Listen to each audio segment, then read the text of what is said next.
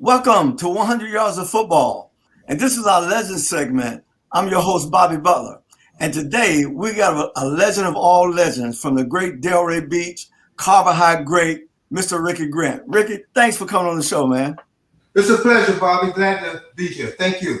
Man, hey, listen, I've been looking forward to this a long time, man.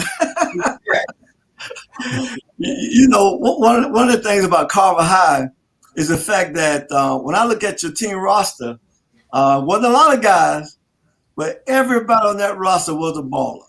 Yeah. And so it was almost like the way I looked at it as a kid was, man, this is an all-star team, right? And so I'm so happy to have you on the show. And on top of that, you and I used to be neighbors for a while back in the I remember that. Right down the street, man. Right down the street.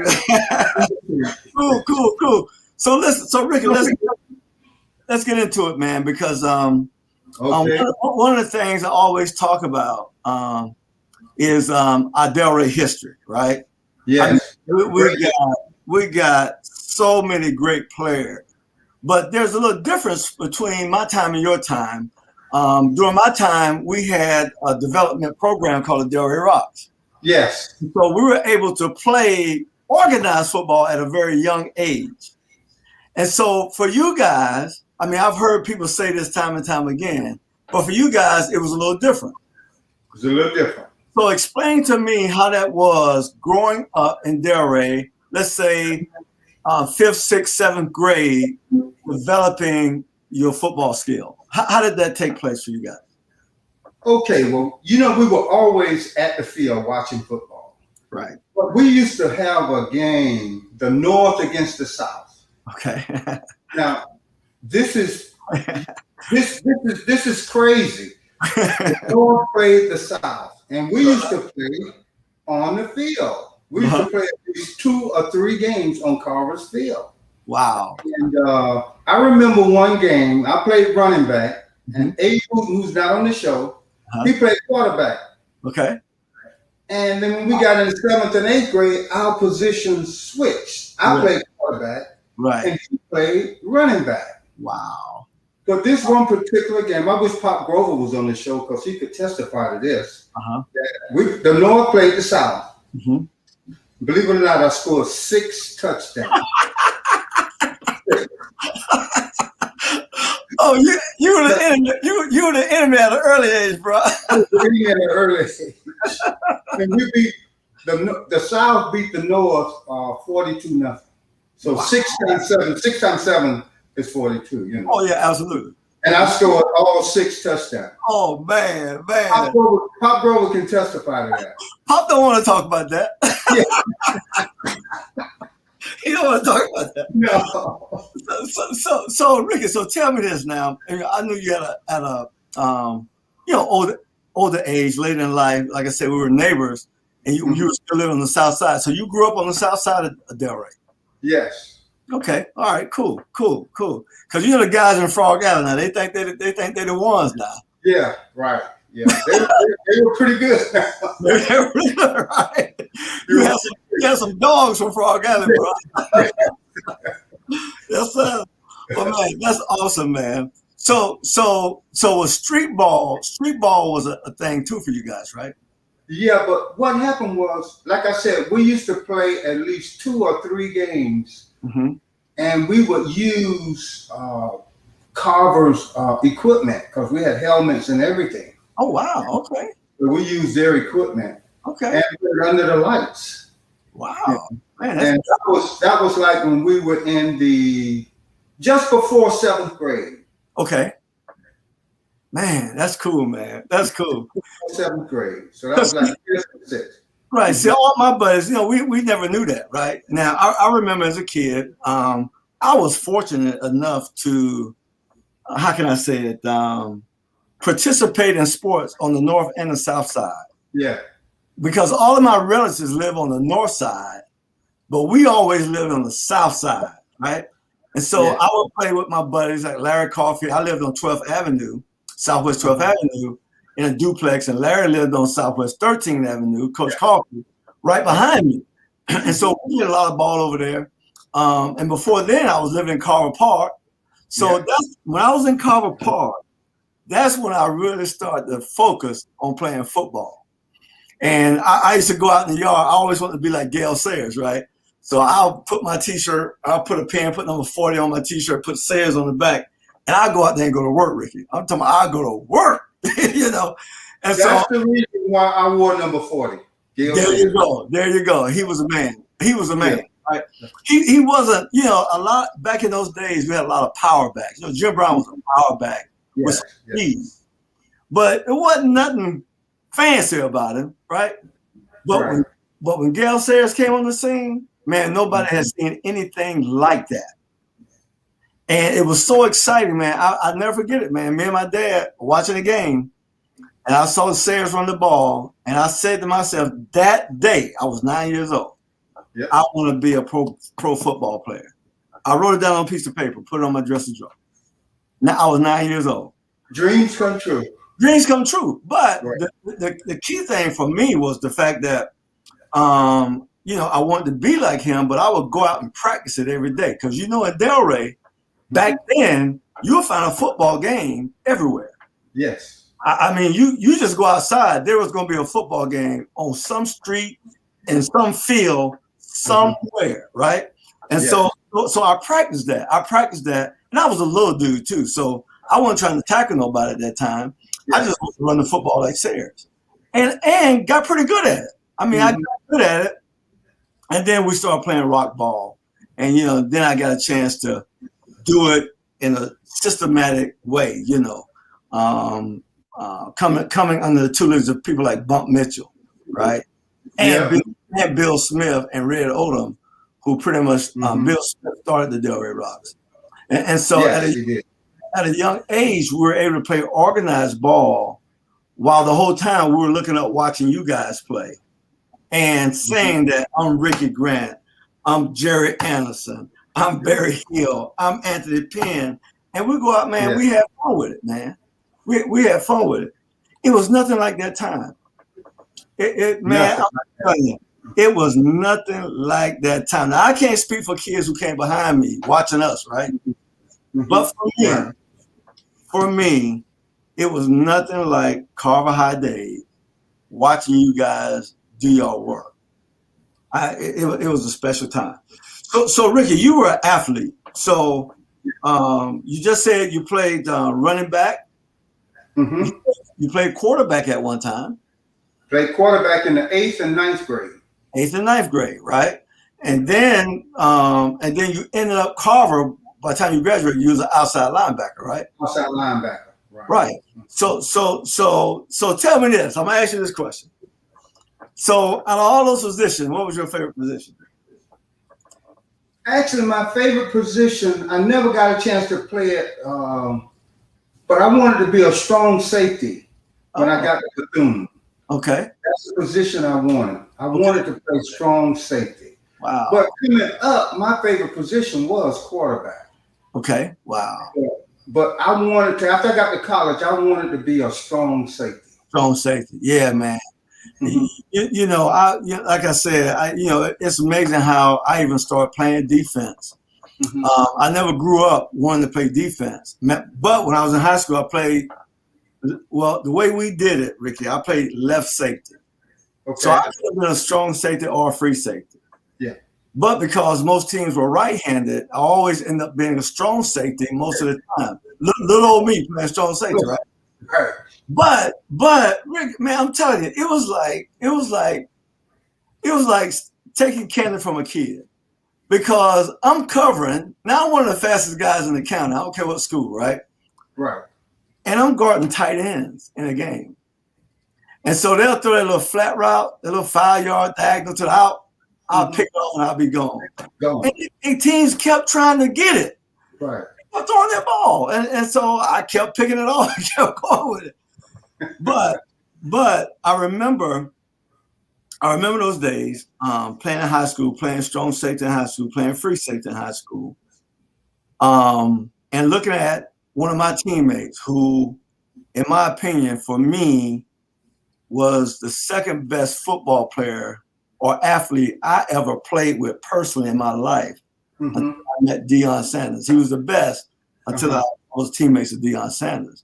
young guy by the name of Mo Wesley. Oh, Mo Wesley, yes. Man, bro, you talking about special. So as a junior, Mo's playing corner, left corner, and he's our star running back, him and Elijah Davis, Muttley. Mo had 10 interceptions as a senior at corner. Wow. And I used to watch it. I said, man, that dude can play. I was never be able to play out there, right? You fast forward 2 years later, and I'm out there playing in college, doing it. And but I had a good teacher just watching him, right? Watching some of the things he did and how he approached the game. It was magical, man. It was magical. Was he a year ahead of you or a year behind you? He's a year ahead of me. He's 1 year ahead of me. I play with Mo every sport, football, basketball. He might have been a better basketball player than anything. Mm-hmm. I mean, the dude was unreal. I had a guy on the show not long ago from Riviera that played at North Shore High School, and this guy named Conrad Jones. And Conrad could be the best athlete to ever come out of Palm Beach County, Ricky, from this point. That he was an all-state football player, he's an all-state basketball player, and he was an all-state baseball player. Now, a lot of us played 2-3 sports, and we were good at those sports, but none of us made all-state in all 3 of those sports. No. From that standpoint, Conrad Jones was a monster, and but Mo Wesley, he was a special guy. He was a special guy. Yeah, I saw him. I used to watch him. I used to go to the games. I used to watch you guys. Mm-hmm. You didn't know I was there, but I was there. Yeah, man, I appreciate it, man. So Rick, let me ask you this. So we're talking about football, right? Now, I know this about you. But was football your favorite sport or your best sport? There he is. All right. What's up, Moon? Yeah, a little late, but I made it. Well, you made it. Ladies and gentlemen, I introduce to you number 32, the Juice. Hey, Mr. Abraham Wooten. Hey, man, thanks for being with us, man. I'm glad to be here. So we're looking at this picture right here, right? That old Carver High football picture. I don't go nowhere without that. I keep that picture in my phone. Because if I get in a conversation with somebody about anything about the talent, I'm going to bring this picture up and I'm going to start talking about every one of y'all individuals. That picture right there. So to talk about. So Abe, I mean, you're number 32 up there to the top. Right. Between Pop Grover and the great Billy Plummer. Number 30 up there. Right. And Abe, I remember you were a fullback. And Rick and I was just talking about that play y'all used to run, that little student body right y'all used to run with you over there, man. So what was it like for you playing on such a dynamic team? Now, when I look at your skill position on offense, right? Right. All right, you had you at fullback, you had Pop Grover to your left, and you had Greg Dawson to your right. And you had Penn on the center. Right. And you had Billy Plummer. Oh my God. Hey, Billy Plummer. Ricky, that's a whole lot of stuff right there, boy. And you had number 8. You had number 87 out wide, Fonzo Wilson. Man, but how did y'all, with all that talent, man, how did y'all take y'all role and play y'all role the way y'all played it without the egos getting in the way? Well, we had a lot of work into that during the summer, and we were going to let that just go out down the drain. Right. Because we saw some tough 6 o'clock mornings out there on the field. I mean, from 6 to 10 almost, 10 a.m. Wow. And then had to go back at 3 to about 6. Wow. So that took a lot out of you. Oh, yeah. Put a lot in you from when time to go up against other competition. Right. But we was always a smaller team. We had to be in tip-top shape just about. Oh, yeah. Going down into to the late third and fourth quarters. Right. Like a train pushing a pickup truck. But right. In the smaller team. So we got to start out boxing with speed. Uh-huh. So that's one thing what we had to the outside. Mm-hmm. Well, came in with me with speed to the outside. Right. Once I would turn the corner and straighten up, Mm-hmm. that was gonna be it. It's over. Yeah, it was over, and everybody knew it. I love it, man. I love it. Sometimes when now game time, it was at a certain part of the field in the bleachers, it was just that crew come to see me run that 38 or 39. Yes, sir. X right 38, X left 39. Yeah, you can hear them in the bleachers say, "There it come." Johnson and Charles Francis or Dirty Johnson pulling out, they know it's coming. I love it, man. Down on them linebacker back in there that's sitting on defense. So that's what we had going for that speed. Well, one of the things I know about y'all, because I talk with Penn all the time, right? Penn is my dude, right? Mm-hmm. And so Penn said, Bobby, we didn't have a whole bunch of plays. No. He said, but you had to stop it. Yeah, you had to figure out the way. You had to stop it. The key to that, running outside, which was, it wasn't illegal then, but it's illegal now. It was a crackback block. Okay, all right. When that flanker or something come in and hit that just blind side. Yes, sir. Yes, sir. And I know it's gonna be feathers and dust. He did hit. So I saw a lot of blind side hits. Oh wow! And when I was running the ball, I would be laughing. One time, the Myron Herald took a picture of me and called me the grinning fullback. Hey, do you remember this play against Belgrade? Our 11th grade year was on our field. What was that? X-right pitch out. X-right 38 pitch out. That was to you on our field against Belgrade. What was that? Was that a 55 yard? 55 yards. How long was it? You ran that touchdown, 55. No, that was against Lake Shore. Yeah, Belgrade, yeah. That was 80 yards. How many? 80. Good God. That was 80 yards. Okay.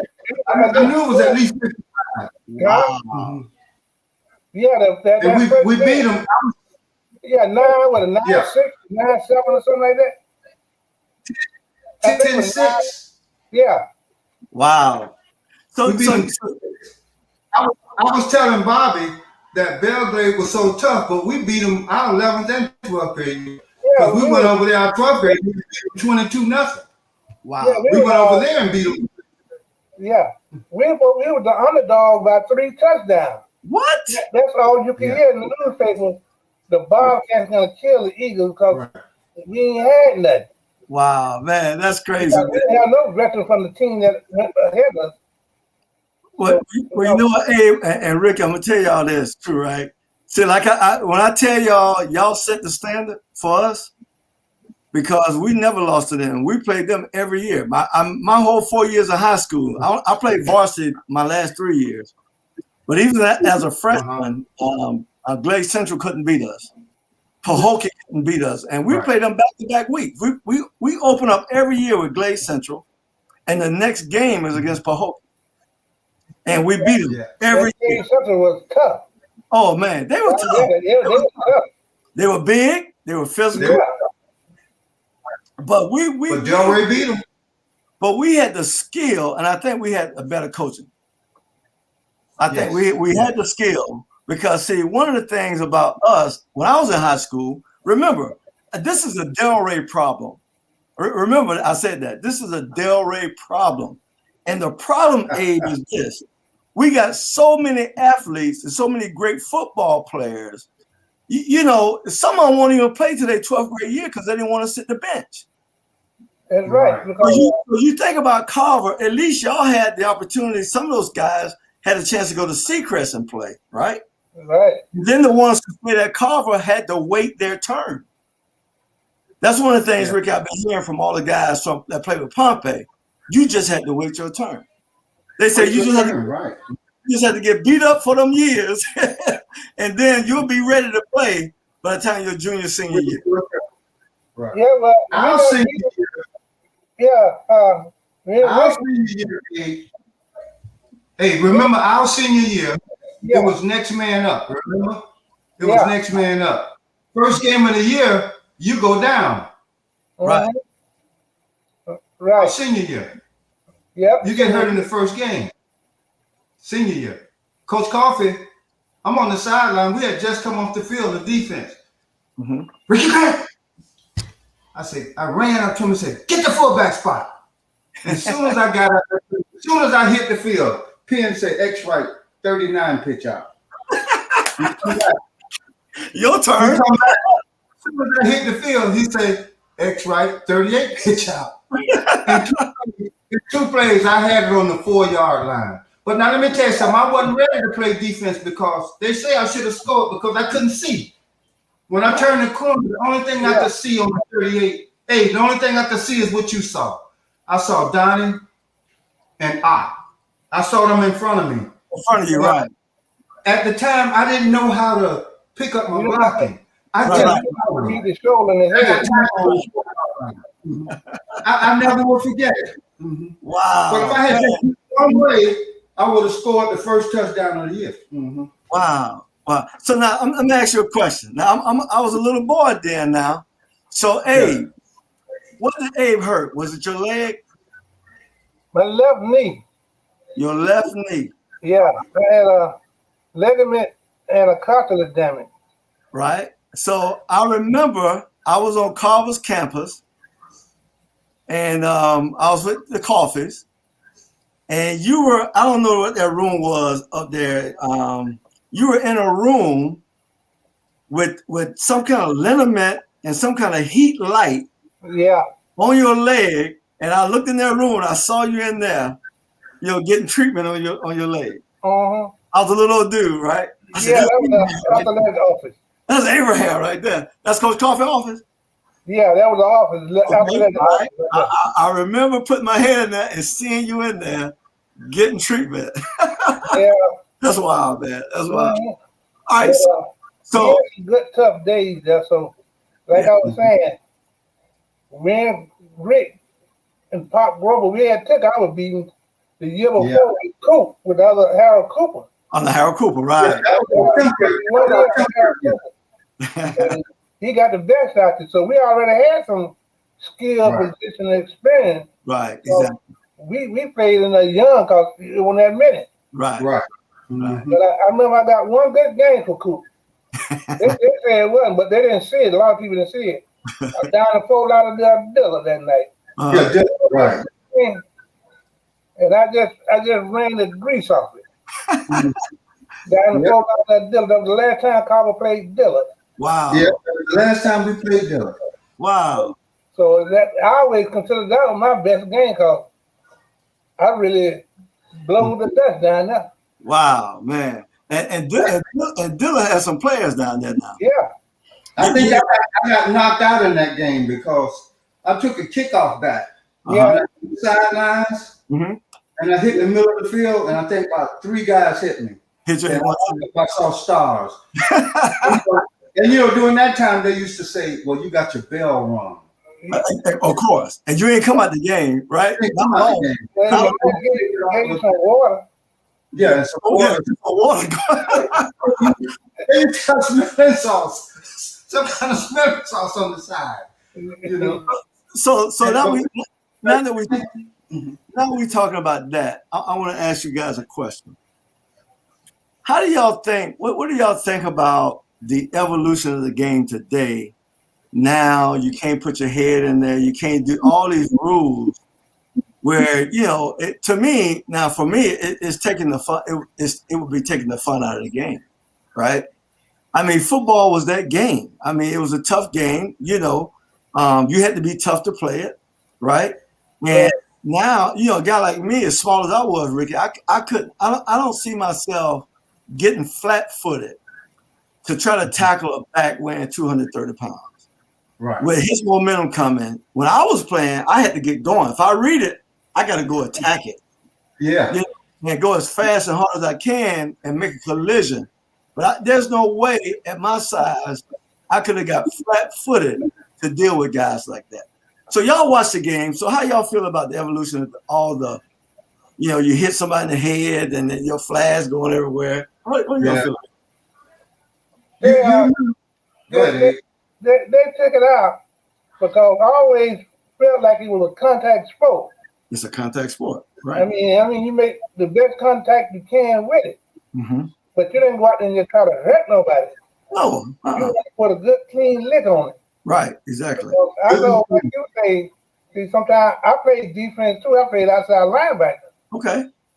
And man, you talking about 240 pounds of Robert Minus and James Crutchfield out of Fort Hill. Right. Yeah. I'm getting them two boys. There's some big boys. I know what you're talking about. And I had to hurry up and get to that backfield before they get run there, turn that corner. They can turn those shoulder pads. I weighed about 175. Right. It weighed about 240. Wow. And they were fast and big. Wow. 2 years I had to go up against them. Hey, I remember one game when I made a lot of tackles. I think I made about 12 or 13 tackles. But let me tell you something. That was because he had got through the line and I jumped on his back just to get him down. I was the last. But it wasn't like I made 13 big tackles, you know what I mean? Because I was the last one. Hey, Ricky. One thing I know about playing the secondary. Yeah. Sometimes it ain't gonna be pretty. Yeah, you just gotta get them on the ground. Hey, listen, man. I played in high school. OJ Anderson. Oh yeah. Played at Forest Hills, and so he was a senior my 10th grade year, and I never forget that whole week going to the game. Coach Wilder was on my case, man. He kept saying, "Oh, this is gonna run over you." I mean, he got me in a frenzy, man. I should get mad, right? He'll see me on campus. You're gonna get run over Friday night, right? it really, he did a good job because he stirred me up. The best game I played as a 10th grader. But anyway, in the fourth quarter, late in the game, I'm talking about having the game of my life. I'm tackling that guy in the backfield for losses. I'm having the game of my life. And he was about 225 in high school, right? Yeah. Big old tall dude, man, just a strong ox. So I'm playing free safety, Ricky, and they ran the I formation. And they ran this isolation play. And I read it. I saw it. And when I saw it, I started running downhill as fast as I could. Yeah. And when he got that ball, the hole open, it was me and him in the hole. Now, remember he's 220. I'm 135 at this time. I'm in the 10th grade, right? And Abe, all I remember is going, bip. Right. Hey, personally, I don't know what happened at the end, but my friends said I got up and walked into their huddle. And so they escorted me off the field. Right. I tell you one thing about that. Now, we played against his brother, Smoke Anderson. Oh, he was Smoke. And he was just like Smoke. Now you got him, but he gone. He gone. That's right. He was still quick. Yeah. They were brothers. Yeah. He was a better athlete. My brother was a better athlete than him. Smoke Anderson. And he would even say that too, Rick. He'll tell you, my brother was a lot better than me. But his brother died in a swimming accident or something. Yeah, I think in college, I think. Yeah, he dove down the water and broke his neck. Yeah, right. But yeah, man, his reputation precedes him. He's a bad boy. Yeah. And so, but here's the thing too. I look at you guys in your era. You guys didn't get the same opportunity that we got. Right. You didn't get the same opportunity. I mean, we had an opportunity to play college football on TV. I mean, Florida State didn't come looking for Ricky or Abe Wooten. University of Florida didn't come looking for you guys. But had you guys been playing 5 years later, they would have been knocking on your door. And so if you remember back in that time, I mean, you guys went to, it was during segregation when y'all at Carver, right? And then we integrated schools in 1970.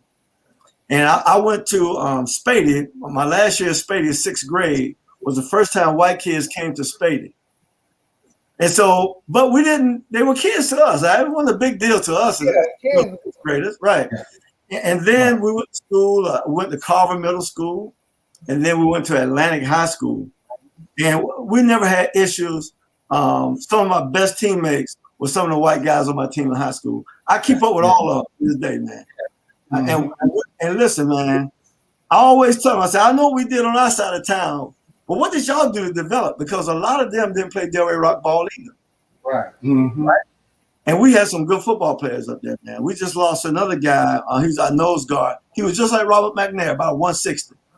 Played nose guard for us at Atlanta, a guy named Larry Cooks. Boy, he was tough as nails, bro.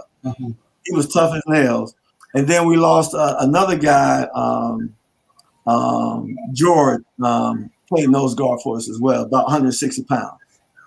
So y'all talk about y'all being small. We thought y'all were giants, man. But we had a few big guys now because we had big guys. You had Big Daddy. We had Dexter. We had Big Smoke. You had Big Smoke. You had Dexter, right? We had Dexter Josie. We had, believe it or not, Robert McNair was kind of big back then. You know what I mean? Really? Wow. Yeah, okay. He was kind of big. And Randy was kind of thick. You know what I mean? Randy was thick, man. Yeah, Randy was thick. But you know what? Randy was such a violent player. Yeah. That he probably looked bigger than he really was. Man, Randy Strong. Charles Francis Toe, he was kind of big. We had a few big guys. Toe was big. So my homeboy Butterbean, Anthony Butterbean Clay. You know Butterbean, right? Yes, I know. He just served. Hey, remember he played baseball for us? Huh? Clay for us. He played baseball for you, right? Played baseball for me when I was coaching Little League baseball. Right. And Sam Wester said at Carver, nobody practiced harder than Ricky. I just read that quote. He said nobody practiced harder than Ricky. Yeah, Now Ricky practiced hard, but I'm telling you right now, that guy doggone Randy Strong was trying to seek, kill, and destroy even his own teammates, right? I mean, he was going at it, man. Hey, he got mad at me one day in practice. He got angry at me, and he sent the whole offensive team at me. You know, because he sent the whole offensive team at me. And what happened was he turned the corner, and he didn't pitch the ball. And when he turned the corner, I hit it. Hit him up. And so the next play, he sent the whole team after me. Right, because I didn't mean to hit him, but we were hitting that day. Y'all was hitting, man. Hey, had a couple of good hits. Now your Meek, we used to call him Meek Strong. Oh yeah. Hey man. And we hit head on right in the center of a 34. Now running a 32 quickie. Well, just like a ram in the buffalo. Wow, boy, I made a sound. That got a kind of wobbly like. And I went back to the guy and said, "You missed that block." I know that's right. Hey, but man, Randy. But see, the way Randy carried himself, man, I used to be afraid of Randy. I see Randy in the street somewhere. He just always looked like he wanted to kill somebody. He did. And Ricky, I was really blessed in the position I was, because when Randy got drafted and was heading to the Colts, Baltimore Colts. My Colts. Yep, the Baltimore Colts. I was I had the privilege of training with him at the old Carver High, because we would go out there every day at 4:00. And I was a 10th grade, I was a rising 10th grader playing quarterback, and I would throw the ball. And so it was a bunch of guys who would be out there working out. And so they moved Randy to fullback. Randy didn't go to Baltimore as a linebacker. He went as a fullback. I know. Yeah. Right? And so he hadn't played fullback since high school. And so I was throwing the ball every down because I didn't want him to be going off on me. I mean, every down. He comes back, I throw the ball. Man, Randy got so tired one time, he said, "Man, you can throw the ball to somebody else." But they said Randy was too short to be a linebacker in the pros. That's what they say, but he could have made it. I mean, you know what? So those are some of the things I say about the game, the evolution of the game. Yeah. It changed because at one time, they claim you had to be so big to play. You got to be this size, and they wouldn't even give you an opportunity. You wouldn't even get opportunity. And Mel Blount was playing corner for the Steelers, 6'4", 220. And he was beating guys up all down the field. I mean, he was killing them. Right. Think about it, guys. That's a linebacker size. That's a linebacker, right? He playing corner, left corner, just beating guys' brains in. And then because of him, they changed the bump and run rule. Right. And all of a sudden, my opportunity came because they needed guys who were fast now. And quick, Quick. All you can do when they change the rule, you can hit the receiver one time in the first 5 yards. Right. And after that, you got to run with it. You got to be able to keep up with it. And so Mel Blount, that's when he started to fake. But then guys that were 5'9" to 6 feet, out 5'11", most corners in the NFL during my time was 5'9" to 5'11" or 6 feet. You had a 6-footer every now and then. Because when Dion came in, Dion was the biggest corner we had ever seen. A lot of people don't know Dion's 6'2", right? Of course, he run like a deer, you know. Yeah. But he was 200 pounds, Ricky. When I came in the league, he was fast. Man, listen, bro. I know what speed is. I can run fast. I've seen speed, right? All down Palm Beach, all over Florida, I've seen speed. But I ain't never seen nobody run like Deion Sanders on a football field. Yeah. Bro, I'm just telling you, he was so fast, he looked like cartoon. I'm telling you. I've seen him do some things. I understand what you're saying, because a lot of guys at my size in high school, they didn't know I was as fast as I was. Right. But here I am running almost a 9,800. Right. I ain't so fast. I didn't know they could run that fast. A lot of them didn't know it. But I knew it, and Rick didn't know because we were running together. Right. Yeah, we grew up running together. Right. They said, well, I didn't know he was that fast. Man, but think about it too now. You know, the competition in Delray on the street. You know, I remember times when I wasn't playing football. We'll be on the north side, my grandmama's house, with Edith Bennett. Y'all remember Edith Bennett, right? Oh, yeah. Well, you know, that's our classmate. That's your classmate. Edith Bennett and I were cousins, right? And so where she lived on Northwest 6th Avenue, right there on 3rd Street, going back to her house, we used to race from that corner all the way down to Edith's house. And it'd be like 20 boys down on the street. Get down, I'll blow your doors off, right? That was the word. I'll blow you. So we had our own track meets, man. And we'll be up all night, just racing. Just racing, man. You know, we thank God we didn't have no computers in our day. Because we would have missed the boat. We would have not been outside playing like we did. You know, there was no fun inside our house when we were kids. No. There was no fun inside. That's where it all started, out there on the street, in a vacant lot. In a vacant lot. That's right. That's where it was at. That's where it was happening. That's where the action was at. Man, that's what was happening, man. So I'm thankful, man, because kids today, you know, my neighborhood that I live in, right? If you drive around this subdivision, almost every house got a basketball goal. But if you get in your car, you will find no kids playing basketball nowhere in this neighborhood. They just don't go outside no more. They inside playing, you know, doing that thing, right? On that phone, on that computer. They doing that. So Ricky, I was asking you a question before A came on about you, because you play football, but a lot of people don't know baseball may have been your better sport. Yeah, you're right. Baseball may have been my better sport, and at the time I didn't know it. Okay. I love baseball, you know, and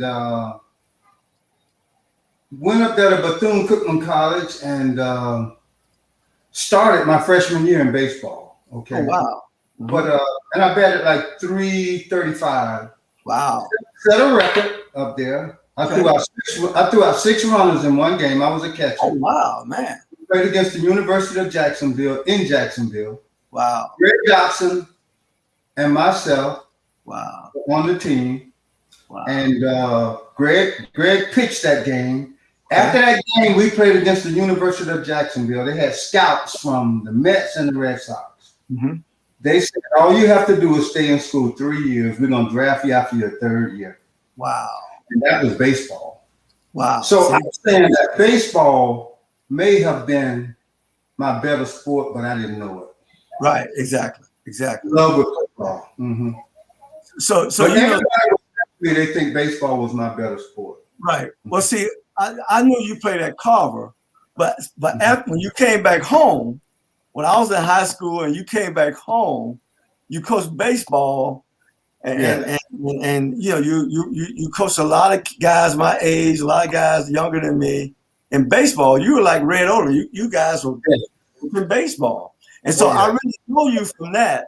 How much time you spent with kids in our community on the baseball team. Mm-hmm. Mm-hmm.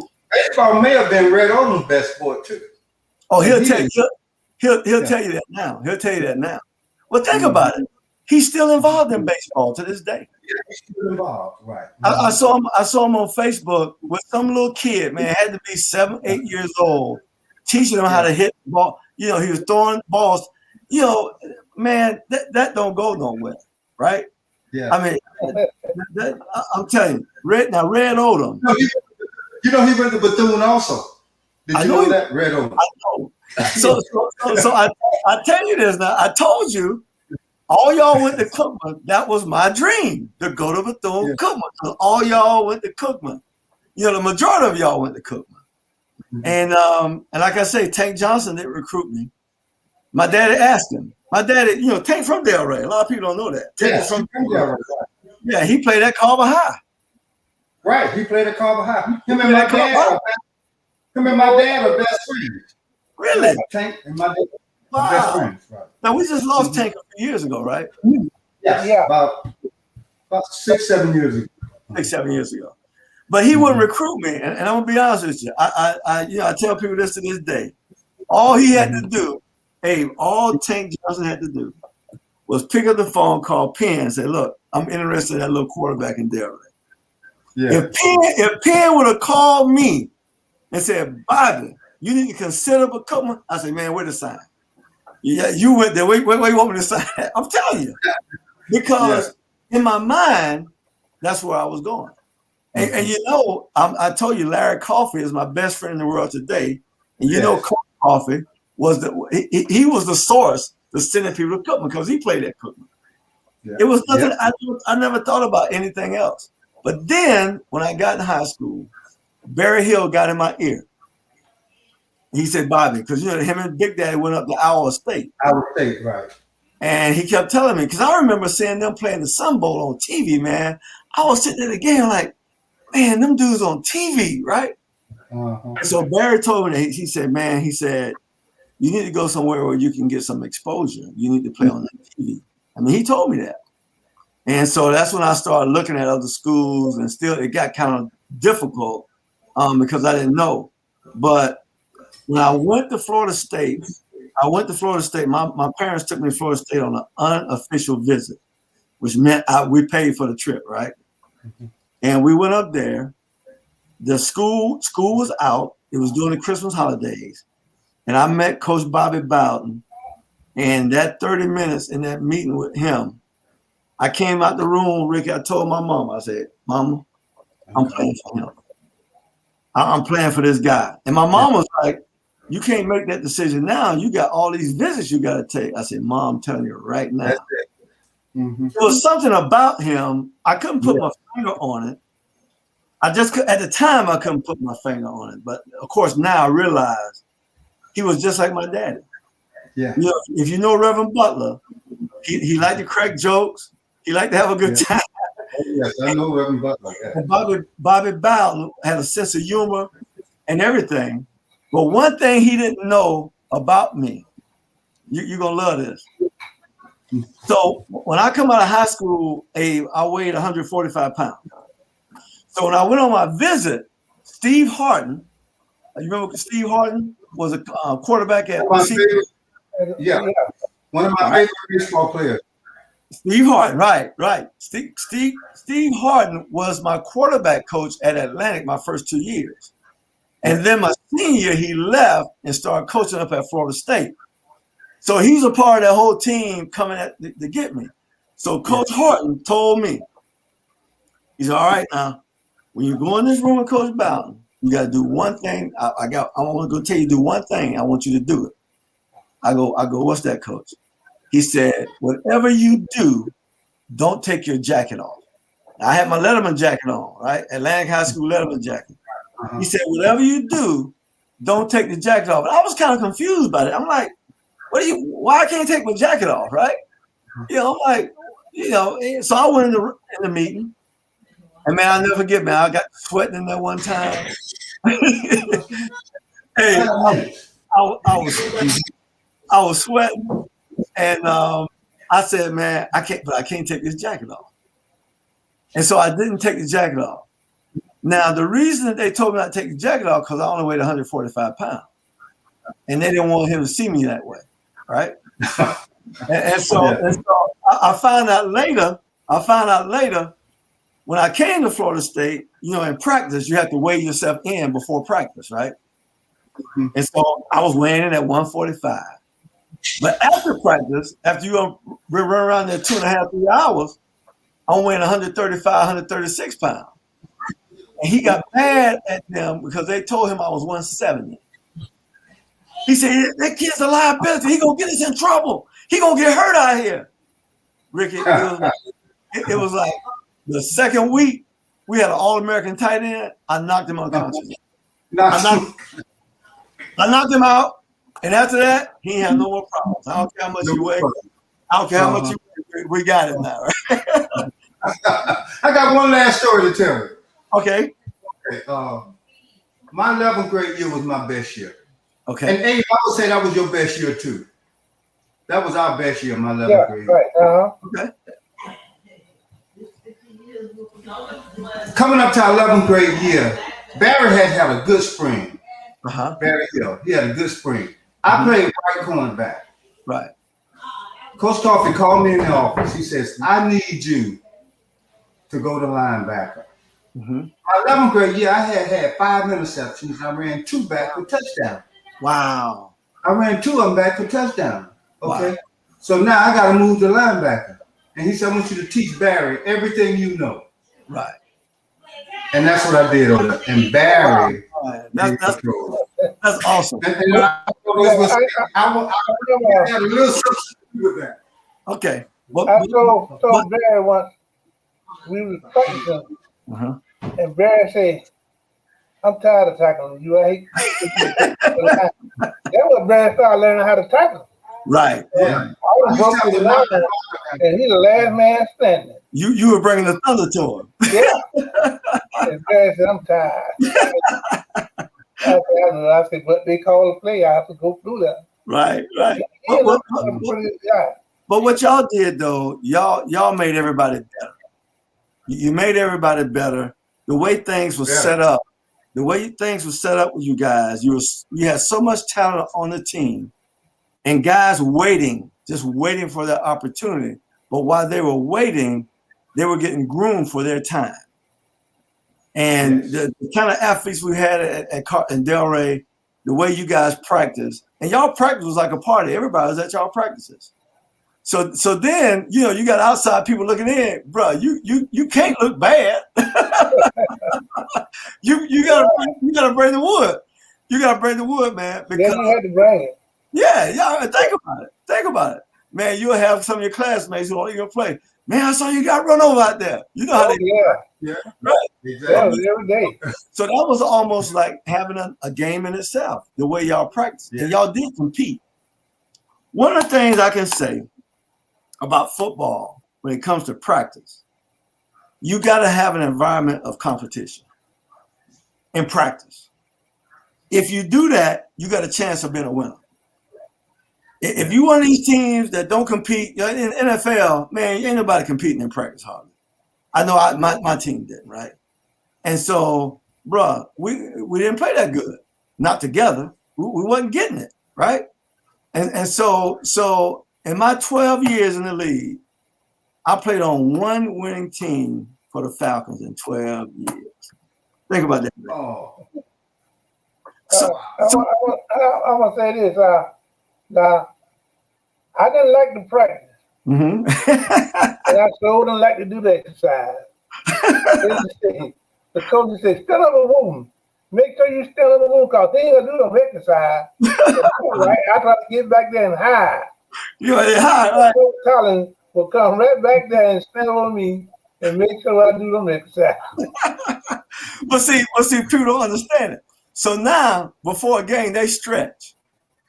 We used to do calisthenics. We did six inches. I mean, the things we did, hey, it was causing us some pain before we even started. Yeah.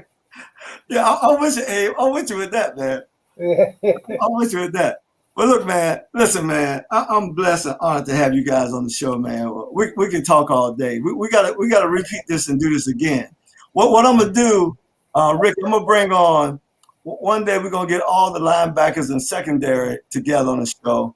And Abe, what we're gonna do is we're gonna get you, Greg, Pop Grover, the whole group, on the show together. And that's a lot of fun because when guys play a position, they know more about you than most of us do, right? Oh, yes. And so that'll be fun. So listen, guys, let me say this. I love you guys, man. I want to thank you for being who you are, because who you are and who you used to be back in the old day helped a little kid like me from Delray live my dream. And I know this to be for sure. I couldn't have accomplished anything without watching you guys and being inspired by you guys. And so I just want to say much love to you guys. Thank you for being on the show. We're going to do it again. Ladies and gentlemen, that's it for this evening. The great Ricky Grant and the great Abraham Wooten out of the Delray Carver High, the great Delray Carver High. And listen, if you like the show, go ahead and share it with your friends. Tell some of your neighbors. Tell them to come out and see the show. Just see some old guys having some good times, some good fun, some good laughs. God bless you. All right.